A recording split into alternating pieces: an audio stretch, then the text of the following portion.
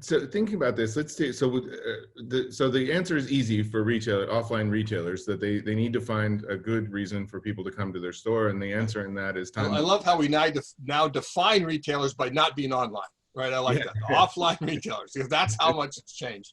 Yes. Yeah.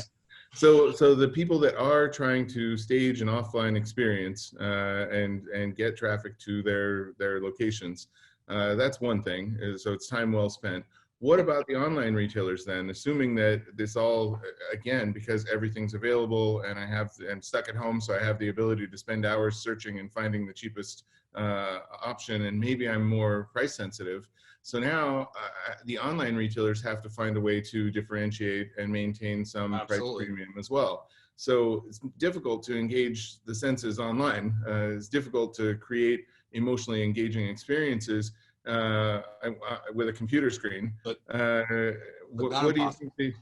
Not impossible, but personally, I think the whole exercise of avatars and trying to simulate things and so on is kind of a bit. It just remains a bit fake and so on.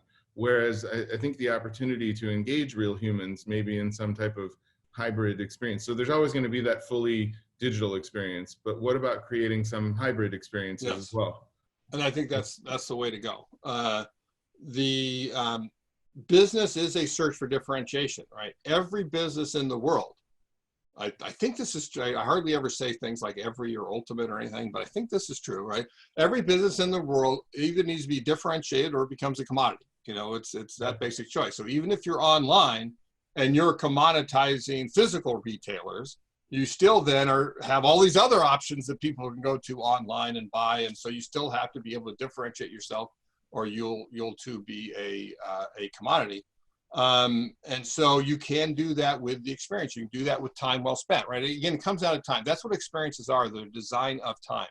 Mm-hmm. And when it comes time to online, let me pull out this book here. This is Brenda Laurel's Computers as Theater.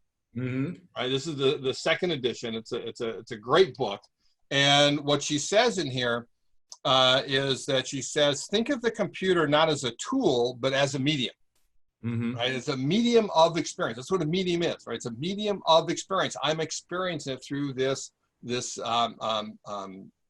intermediary screen that's here as a medium. And she goes on to say, thinking about interfaces is thinking too small. Design human-computer experience isn't about building a better desktop. It's about creating imaginary worlds that have a special relationship to reality, worlds in which we can extend, amplify, and enrich our own capacities to think, feel, and act, right? To sense, in other words. And even when we can, as you say, engage all five senses online, we can evoke them. And later in the book, she quotes Donald Norman. I don't know if you know who he is. He's the guy who sort of invented UX, right? User experience, defined the term in that. He's a professor out in San Diego, and I've met him a time or two. And he quotes Donald Norman. She quotes Donald Norman as saying, drama, right, which is a key, well, let me finish this quote. Drama has always considered the multiple dimensions of experience, including one almost completely absent from the vocabulary of product and system designers and from computer design. Time. Mm-hmm. Yep. Right? Time. Drama is the design of time. Experiences are the design of time. And so what we have to do is we have to design the time that our customers spend with us online. Mm-hmm. And with drama, what it needs to do, it needs to come up and rise up to a climax and come back down again. And you can think about that as generally the climax means they find what they want, right? They have their needs met, as you said. But how do you get there? If it's just a very flat, search function, there's no drama to it. How do you create anticipation? It could even be a frustration trying to which things are going this way, right? That's where the drama turns negative, right? Because it is frustrating. But how do you create anticipation? How do you create suspense? How do you create a sense of discovery online? And as I think you're saying too before, it often needs to be a sort of a hybrid model. It needs to be one that is not devoid of human contact. I mean, and chats are one thing. They can be helpful, but like, for example, because of the Corona crisis, Ideal is a jewelry company in China. They're based in Shenzhen, and what they did is that they turned their staff in the store where nobody was in anymore. Rather than shutting down, they left the staff in the store, and they became live broadcasters on WeChat, right? Where they go around and show off the jewelry. People could go into this group on WeChat and be able to interact with them, talk to them, and buy, right from the app, right? And there's that high. If it's worth having a salesperson for somebody comes into your store, why is it not worth having a salesperson for people that are shopping online? Exactly. We were the other day, the Louis Vuitton example that we were talking about. You go into a Louis Vuitton store and there's a shopping experience. You get the cappuccino or the glass of champagne, and you get all the attention that you need and very high quality service and so on. And that kind of justifies the exorbitantly high price that you pay for that. Not really, but close. But if you go on Louis Vuitton online, for example, it's just like any other online shopping experience, really. Right. You're going through a series of pictures, you're finding something that you like, you click on it, and you've got different things.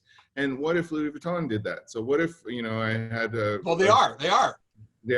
Oh, wow. Well, LVMH, the parent company, is.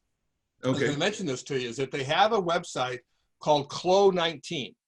Clos, French, C-O-L-S. You see, you don't pronounce the S, I'm told. But anyway, C-L-O-S 19. And here, what they've done is that they've shot the images in such an amazing way that you can almost literally taste the wine that they have in the spirits. It's basically wine and spirits. It's curated. It's very Epicurean. They show you the table settings where you can buy everything it takes to be able to create your own cocktail party or your own dinner party.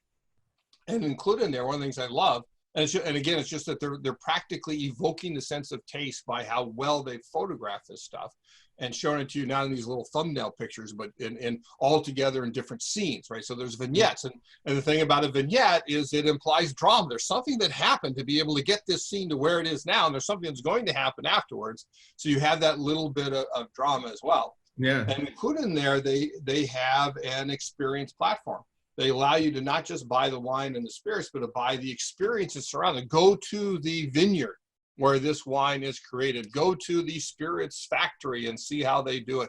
Go to Tuscany and so forth, and immerse yourself in the experience of what we're showing you online. And that's really an excellent way to be able to do it. That's another good example. But with the Louis Vuitton stores, they could do something even today during crisis times. Yes. By having, over WhatsApp, I could have a person walking through the store showing me things, saying, hey, these jeans go with this sweater and those shoes and so on. And they could have, they could do it in each city. And have the items couriered to the person with a split of champagne and and wait while they try it on and take the things back that they don't want. Absolutely. And you've got products that cost enough to be able to be worth that. Exactly. And that could even, I was talking to a luxury retailer here Wednesday, and they said their sales have gone completely flat. Nothing. Right. Because nobody's buying unless it's luxury pajamas. Grooming. Grooming, yeah. Actually, I saw a presentation from a marketing director at Philips, and they went through this thing of which products had dropped in sales and which products had risen, and it was kitchen appliances, blenders, food processors, things like that, grooming things, electric toothbrushes. And so on. It was very interesting. So all of the hibernation sort of things. Yeah.